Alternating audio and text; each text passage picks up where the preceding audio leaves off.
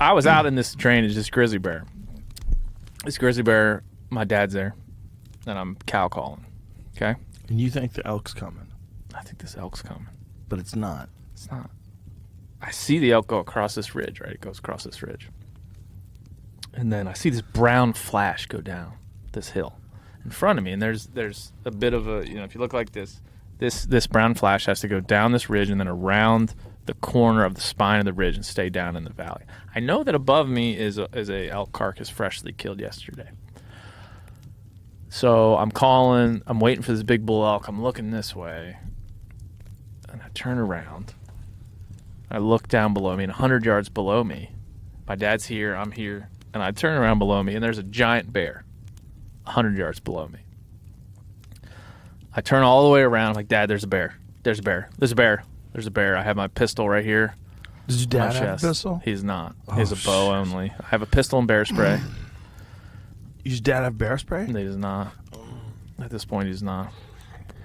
So luckily, I'm between him and the bear. The bear goes down the drainage. I remember, as a hunter, mostly I'm worried about is this a black bear or a grizzly bear. I didn't know at the time. It was kind of shadowed in this ravine as it was going up. And I'm looking through the binos. I'm like, I don't know what this is. I'm not sure if it's a black or grizzly bear. Grizzly bears have a distinct hump that you're looking for that's different from a black bear. And they can be, and this black bear's sauntering down. At the risk of making this a longer story, Yeah. explain why it's way more dangerous if it's a grizzly. A black bear, you and I have experienced this in Alberta together. A black bear is not as aggressive, not as predatory. Black bear attacks are very less frequent than grizzly bear attacks. I don't know that I could explain kind of just the nature of a grizzly bear and a black bear is an omnivore in many ways. A grizzly bear is a carnivore.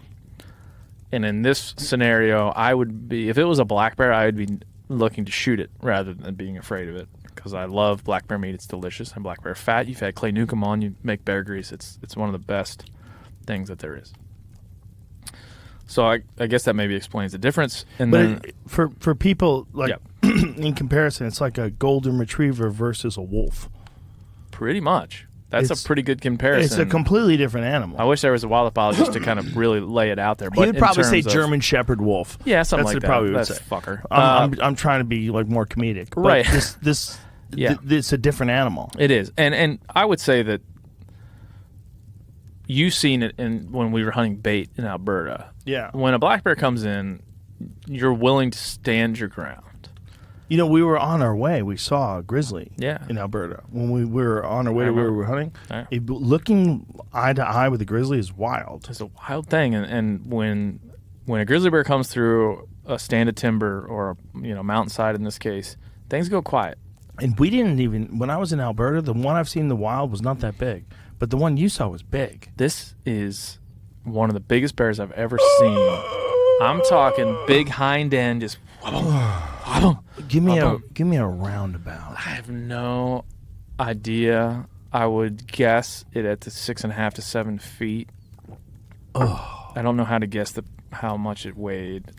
300, 350. No, fucking way more than that. 450. 700. 600 pounds. We later found 700 pounds. We later found the track on the road where we walk in every morning to the drainage. This little 2-track dirt road where we walk in. We found this thing's track. So it is sauntering up this drainage. And there's a moment where my mind's not in the right spot. It's in the place of, is this a grizzly bear or a black bear? And now that I look back on that moment, that bear was about 2 seconds away from ripping my face off. Oh my God. I'm cow calling. To that bear, I'm a cow elk. And to me, I wasn't scared. I wasn't pulling for my pistol. I was watching it as a hunter might watch any game species thinking an elk's gonna come over the ridge. Yeah. And a grizzly and a bear. How many pounds? Maybe 700-800 pounds. I don't know. I hope I'm not wrong about that. Nice. It's a big one. Let's be nice and say 600. Imagine a 600-pound super predator. One swat. full clip towards you. I've interviewed many people that have had their face ripped off, their testicles ripped off. I know the pure carnage that a grizzly bear like that can do, and I also know in my pack is a tourniquet and all the medical supplies a man might carry. But I'm pretty close to town. My dad's there. We have our cell phone service. We're not in the backcountry. I know at this point, when I determine it to be a grizzly bear, it's already walking up the drainage away from me. I determined it's a grizzly bear. I know then that if it turns back to us, we got a problem. But if it keeps going up the drainage, I know where it's headed. It's headed to that elk carcass that was there. And so luckily for us, it goes up the drainage. It heads over towards the elk carcass and ducks into the timber, and it's not the end of it, but that's the end of that encounter. And you're carrying a pistol? I have a pistol. What caliber? 44 Magnum. A Taurus 44 Magnum ultralight. And I have a chest holster. That's from a guy named Razco. A guy in Bozeman makes this chest holster that attaches to the bottom of the FHS. Is this a revolver? This is a revolver.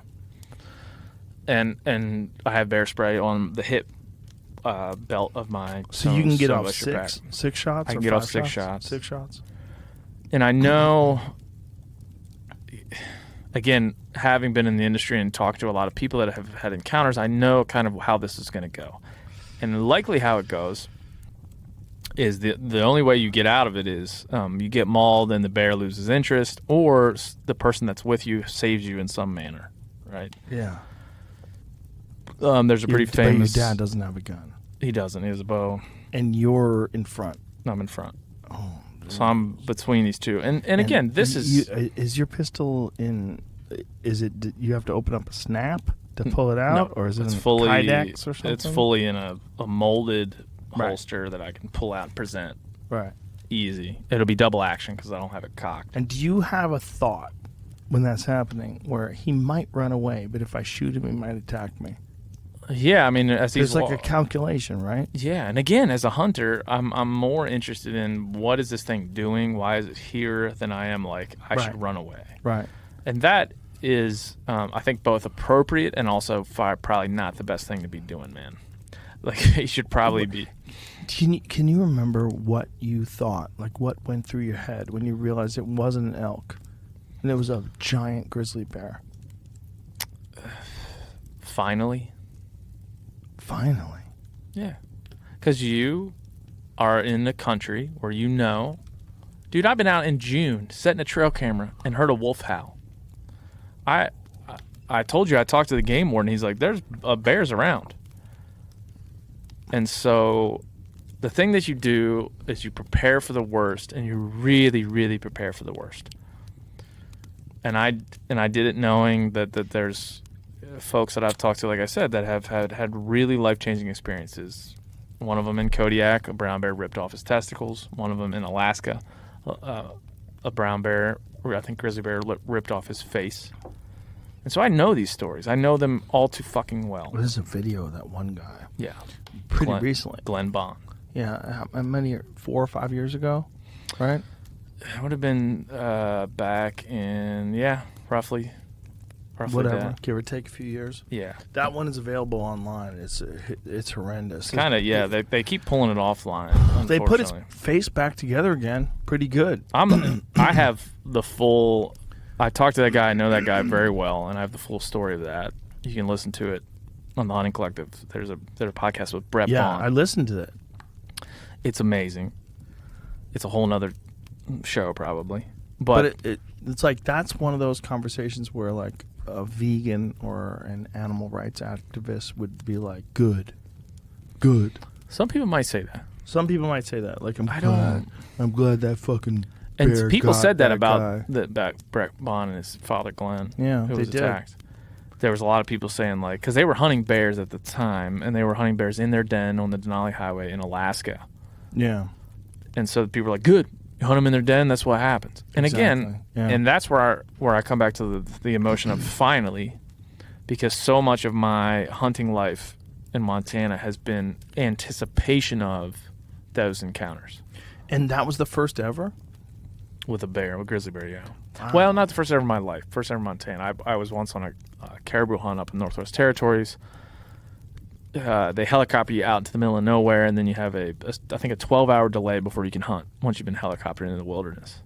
I think it's 12 or 24 hours, but you have a delay before you can hunt. So you literally have to sit there and wait. And we were there at a time in August when there was no darkness. It was literally light pretty much the entire 24-hour day. And so we sat on a ridgeline, and we were glassing for caribou in the period where we couldn't hunt. And here comes this sow grizzly bear down this drainage. Every bush that she went by, whack! Every piece of moss, she just whack! Just crushed. She was upset. She's having a bad day. Whether her cub got taken or she was just in a predatory mood, it was. I remember glassing her with a spotting scope, going like, "Hope she doesn't come over here." And we were sitting on kind of a. Is that normal behavior when like a cub gets eaten by a boar? I don't know if that's normal behavior. I imagine it to be. For folks who don't know, that happens a lot, and the females try to fight the boar off. I imagine it to be. I imagine them to be aggressive in the times that they need to be, but I don't know enough to know if that's like every time a cub gets eaten, she goes out and whacks the shit out of the next thing she sees. I don't know that, but in this case, this sow was alone. She was not. She didn't look all that mature, but she was going down this drainage. Just everything she saw, she was hitting. And I thought, well, if she comes by me, you're fucked. I'm fucked. Yeah. And we were kind of on what we would call a glass and tit, which is kind of a raised up ridge, and glassing. And she got at some point below us where we couldn't see her. What a terrifying idea of a mad grizzly, like a road raging grizzly. You're like, dude, oh.